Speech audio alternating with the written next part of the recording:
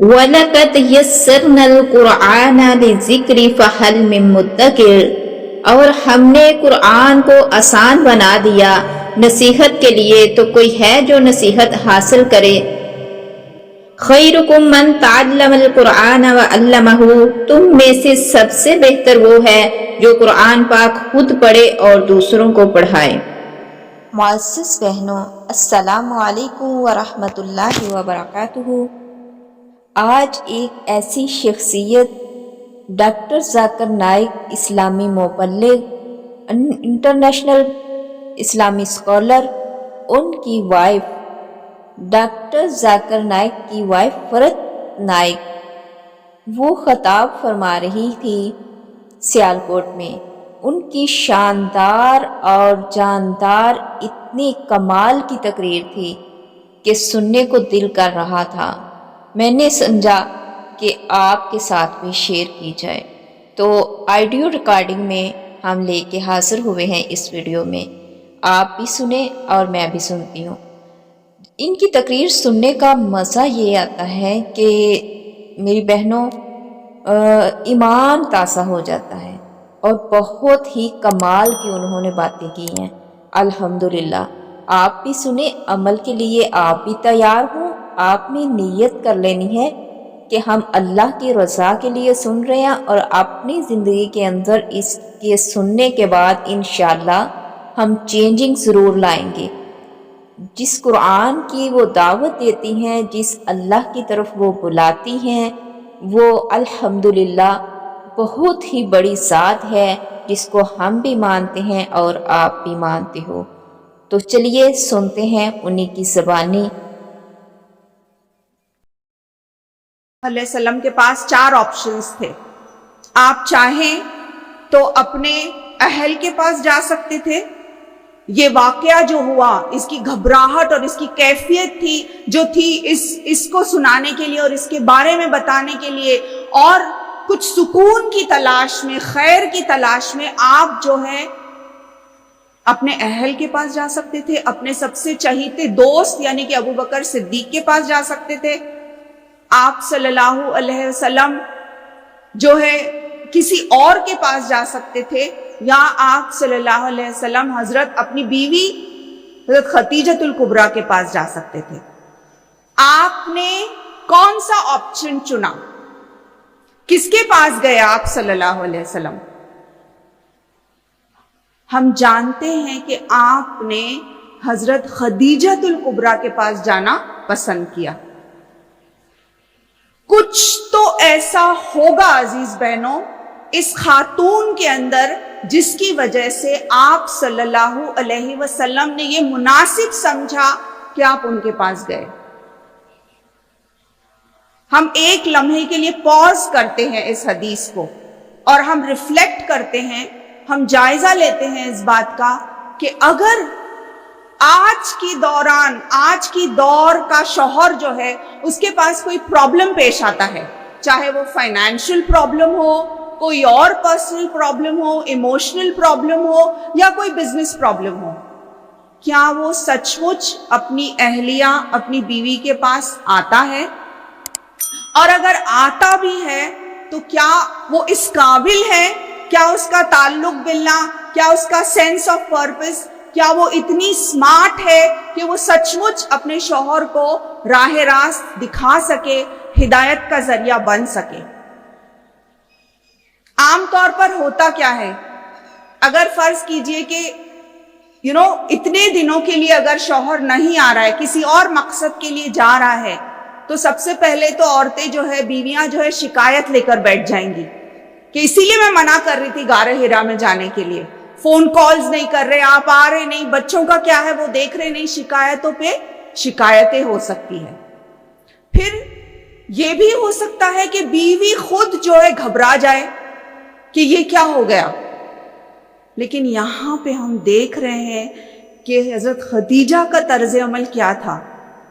سب سے پہلے تو یہ وہ خود جو ہے اتنی باشعور تھی، اتنی زیادہ اسٹرانگ تھی مینٹلی، کہ انہوں نے نہ صرف یہ کہ اپنے آپ پر قابو کیا، آپ صلی اللہ علیہ وسلم کو پورا جو ہے کانفیڈنس دیا، اور ان کے الفاظ جو انہوں نے کہے جو کہ آپ صلی اللہ علیہ وسلم کے لیے مرہم ثابت ہوئے، یہ الفاظ میری پیاری بہنوں سنہری الفاظ میں لکھے جانا چاہیے. اور اگر رشتہ میاں اور بیوی کا ایسا مضبوط ہو جیسے کہ آپ صلی اللہ علیہ وسلم کا ان کے ساتھ تھا، تب انشاءاللہ تعالی بہت ہی صالح اور کامیاب نسلیں جو ہے پروان چڑھ سکتی ہیں. اگر میاں اور بیوی کا رشتہ مضبوط ہو، اگر اس کی بنیاد جو ہے ایمان اور تقوی کی ہو، تو انشاءاللہ ہنہ لباس لکم وانتم لباس لہن کی بہترین مثال جو ہے وہ قائم ہو سکتے ہیں. آپ نے کہا محمد رسول اللہ صلی اللہ علیہ وسلم سے کہ بے شک آپ یتیموں، مسکینوں، بیواؤں اور غریبوں کی مدد کرتے ہیں، آپ پڑوسیوں کا حق ادا کرتے ہیں، آپ اپنے اہل کے ساتھ بہت حسن سلوک کرتے ہیں، آپ دوست احباب رشتہ دار کے ساتھ بہت ہی حسین طریقے سے پیش آتے ہیں، آپ سبوں کا حق ادا کرتے ہیں. اللہ تعالیٰ آپ کو ہرگز رائیگاں نہیں جانے دے گا. اور یہ بہترین الفاظ حضرت خدیجۃ الکبریٰ کے لیے مرہم، محمد الرسول اللہ صلی اللہ علیہ وسلم کے لیے مرہم ثابت ہوتے ہیں. اور اس کے بعد ہم دیکھتے ہیں تاریخ، ہسٹری جو ہے وہ پوری چینج ہو جاتی ہے اور آپ صلی اللہ علیہ وسلم کو نبوت مل جاتی ہے. اس کے بعد کی ساری ہسٹری جو ہے بالکل علیحدہ ہے. تو پیاری بہنوں، حضرت خدیجۃ الکبریٰ ایسے وقت پہ زبردست امپاورڈ مسلمہ تھی جبکہ فیمیل انفینٹیسائیڈ، کیا کہیں گے، بچیوں کو زندہ دفن کیا جاتا تھا اس وقت. وہ دور ایسا تھا جبکہ جیسے لڑکی پیدا ہوئی تو جیسے کہ مانا کہ منحوس اور نحوست ہے، نعوذ باللہ. اور ایسے دور میں جبکہ لڑکیوں کو زندہ دفنایا جاتا تھا، ایسے دور میں آپ اتنی زیادہ امپاورڈ ہیں. نہ صرف یہ کہ آپ بہترین مثال ہیں ایک بزنس ویمن کی، ایک بہترین انٹرپرینیور تھی وہ، اور سب سے زیادہ مال دولت اور روپیہ اپنا جتنا بھی تھا آپ نے صرف کیا، آپ صلی اللہ علیہ وسلم کے لیے اللہ کی راہ میں دے دیا. آپ صلی اللہ علیہ وسلم کو خود جب اپنی ذات پر بھروسہ نہیں تھا، حضرت خدیجۃ الکبریٰ کو ان پر بھروسہ تھا. اور ہم دیکھتے ہیں کہ اسلام کے فروٹس، اسلام جب پھلا پھولا اور اتنا زیادہ جو ہے اسلام کا پرچم بلند بھی نہیں ہوا تھا کہ آپ اس دنیا سے چل بسی، تو حضرت خدیجۃ الکبریٰ نے اسلام کے فروٹس بھی نہیں دیکھے، بلکہ ایسے وقت پر ہی ان کی زندگی کا خاتمہ ہوا جبکہ مصیبتوں اور بہت سارے کیلیمٹیز کا دور جو ہے اب چل ہی رہا تھا. تو عزیز بہنوں، ہمارے لیے بہترین مثال ہے حضرت خدیجۃ الکبریٰ. پھر دوسری جس کی مثال آپ صلی اللہ علیہ وسلم نے دی کہ پرفیکٹڈ ہر فیتھ، جنہوں نے ایمان کو کامل کیا، کامل ایمان تک پہنچی ہے، وہ ہے مریم علیہ السلام. ان کے بارے میں قرآن پاک میں نہ صرف ان کا نام آیا ہے بلکہ ایک پوری سورہ ان کے نام سے موجود ہے. اور یہی نہیں، اللہ رب العالمین نے ان کی عبادت، ان کی دعا جو یہ بار بار کرتی تھی، تعلق باللہ ان کا اس قدر اللہ تعالیٰ کو پسند آیا کہ اللہ تعالیٰ نے ان کو یہ شرف دیا کہ قرآن میں کسی اور کو اپنی والدہ کے نام سے نہیں بلایا جاتا سوائے عیسیٰ ابن مریم. تو یہ شرف جو ہے، یہ اعزاز جو ہے ان کو حاصل ہے، یہ اس لیے ہے کہ اللہ رب العالمین ان سے راضی ہو گیا. سورہ آل عمران چیپٹر نمبر 3 ورس نمبر 42 میں اللہ تعالیٰ فرماتے ہیں کہ سب سے بہترین عورت جس کو قرار دیا گیا ہے، ان اللہ اصطفاکی و طہرکی و اصطفاکی علی نساء العالمین، کہ تمام عالمین جو ہے ان میں بہترین عورت وہ ہے مریم علیہ السلام. تو عام طور پر لوگ کہتے ہیں نا کہ مس یونیورس اور مس ورلڈ اور miss so and so. Miss universe of the glorious قرآن اگر کسی کو قرار دیا جائے گا تو وہ ہے مریم علیہ السلام, مس یونیورس آف دا قرآن. کہ اللہ رب العالمین کو ان کی عبادت, ان کی حیا, ان کا طریقہ کار, ان کا دعا گو ہونا, یہ ساری چیزیں اللہ کو اتنی پسند آئی کہ اللہ تعالیٰ نے ان کو کامل ایمان والی قرار دیا اور ان کا نام قرآن پاک میں آیا, اور اتنے زیادہ جو ہے, اتنا زیادہ ان کو رسپیکٹ اور آنر جو ہے دیا گیا. پھر تیسری آسیہ. آسیہ کون؟ فرعون کی بیوی آسیہ, وقت کا سب سے جابر اور سب سے زیادہ ظالم بادشاہ, اس کی اہلیہ, queen of her Times, right, کیا کہیں گے, وقت کی ملکہ. کون سی ایسی چیز ہے جو ان کے پاس نہیں تھی؟ آج کے دور کی لڑکیاں یا خواتین, ہم اور آپ جس چیز کی خواہش رکھتے ہیں وہ سب کچھ ان کے پاس تھا. مال و دولت, دنیا کی ہر آرائش, بیسٹ آف ہر چیز کا بیسٹ, لگژری کارز کے بارے میں اگر آپ سوچیں تو ہو سکتا ہے ان کے پاس وہ تھے. لگژری برانڈز, لگژری پرفیومز, ہر چیز جس کے بارے میں سوچا جا سکتا ہے وہ سب کچھ آسیہ کے پاس تھا. لیکن کون سی چیز تھی جس کو انہوں نے ترجیح دی؟ کیا وہ تھا جس کی وجہ سے انہوں نے ان سب چیزوں کو قربان کر دیا؟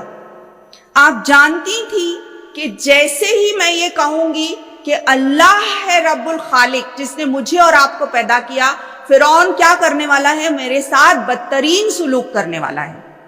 کیونکہ فرعون کا دعویٰ کیا تھا کہ وہ خود ہی اپنے آپ کو طاغوت بنا بیٹھا تھا, وہ خود اپنے آپ کو خدا سمجھتا تھا.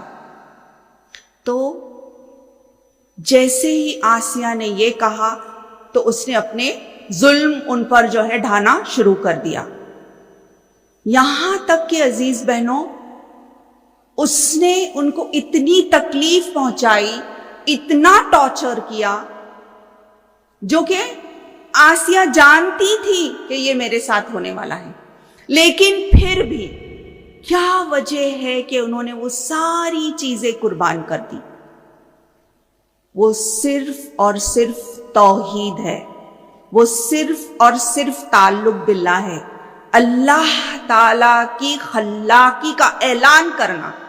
سوچئے عزیز بہنوں, اگرچہ آسیہ اس بات کا اعلان نہ بھی کرتی اور دل ہی دل توحید, ان کے دل میں ہی اگر توحید رہتی, تب بھی اللہ تعالیٰ ان کو معاف کرتا, شاید تب بھی اللہ تعالیٰ ان سے راضی ہوتا. لیکن نہیں, انہوں نے یہ سوچا, اور یہ بہت ہی صحیح سوچا انہوں نے, کہ میرا کام یہ ہے کہ میں علل اعلان جو ہے توحید کا پرچم لہراؤں. اور یہ کام انہوں نے کیا. اس کے عوض میں کیا ہوا؟ سب کچھ ختم ہو گیا. لیکن دعا کرتی ہیں اللہ تعالیٰ سے, رب ابنی عندک بیتن فی الجنہ. اور جیسے فرعون ان کو ٹارچر کر رہا ہے, ان کو تکلیف پہنچا رہا ہے, بہت ہی شدت کی تکلیف پہنچا رہا ہے, لیکن ان کے چہرے پہ مسکراہٹ ہے. کیسی مسکراہٹ؟ کہ مانو اللہ تعالیٰ نے سن لیا اور دیکھ رہی ہیں وہ اپنا گھر جنت الفردوس میں. میری عزیز بہنوں, ہم پر جب مصیبت آتی ہے, ہم نے اگر خالص اللہ کے لیے نیت کی اور اللہ سے مانگا, اللہ تو ہی مجھے اس مصیبت سے دور کر سکتا ہے, تو میری عزیز بہنوں, ہم بھی یہ محسوس کریں گے. اور میں جانتی ہوں آپ میں سے کئی بہنیں ایسی ہیں کہ آپ اپنے ارد گرد سارا ماحول جو ہے اتنا زیادہ تکلیف دہ ہے، کیلامیٹیز میں گھری ہوئی ہیں، ٹیسٹ اللہ کی طرف سے آ رہے ہیں، لیکن پھر بھی اللہ تعالیٰ وہ قلب سلیم عطا کرتا ہے جس میں آپ پرسکون ہیں اور ہر حال میں الحمدللہ کہہ رہی ہیں. یس اور نو؟ تو کہاں سے آتا ہے یہ؟ اللہ رب العالمین ہی یہ دیتا ہے. پیاری بہنوں، آسیہ کو یہ پتا تھا کہ اللہ ہے، یہ تو دنیا چند دنوں کی ہے. آسیہ یہ جانتی تھی کہ یہ ساری جتنی بھی آرائش ہے، یہ مال و دولت، یہ سب کچھ فنا ہونے والا ہے. دیکھیے ان کا ویژن کتنا کلیئر تھا، ان کے پاس آخرت کا تصور کتنا صحیح تھا کہ آج جو بھی نقصان ہونا چاہے ہو جائے، لیکن آخرت تو میری ہے، منزل تو میری ہے، اور جنت الفردوس میں تو میرا گھر اللہ تعالیٰ بنانے والا ہے. تو عزیز بہنوں، لائف جو ہے یہ ایک ٹیسٹ ہے، امتحان گاہ ہے، اور ہم سب ہمیشہ اتار چڑھاؤ زندگی کے ہمیشہ ہمارے سامنے آتے ہیں، لیکن کیا اس وقت ہمارا طرز عمل ویسا ہوتا ہے جیسا کہ ہم کو آپ صلی اللہ علیہ وسلم نے بتایا کہ یہ 4 خواتین جو ہیں، اور ان کے علاوہ اور بھی ہیں جتنی بھی صحابیات ہیں جو ہمارے سامنے مثالی زندگی جن کی ہے، کیا ہم ویسا ہی طرز عمل کرتے ہیں؟ اور اگر ہم نے ویسا کیا تو ان بٹوین دا کیلامیٹیز، دنیا کی تمام جو ہے مشکلات میں رہنے کے باوجود ہمارے چہرے پہ مسکراہٹ ہوگی، ہمارے دلوں میں سکون ہوگا، اور ہمارے ایمان سے ہمارے دماغ اور ماشاءاللہ، الحمدللہ، بہت ہی شاندار ان کی تقریر تھی. آپ نے بھی سماعت فرمائی ہے. انشاءاللہ اسی تقریر کا اگلا پارٹ جو ہے ہم اگلی ویڈیو میں لے کر حاضر ہوں گے. تب تک کے لیے اپنا رکھیے خیال اور دعاؤں میں ہمیں یاد رکھیے. انشاءاللہ اللہ کے راستے میں چلنے والا اور راستہ بتانے والا دونوں اللہ کے راستے میں جہاد کرتے ہیں. آپ بھی کیجیے.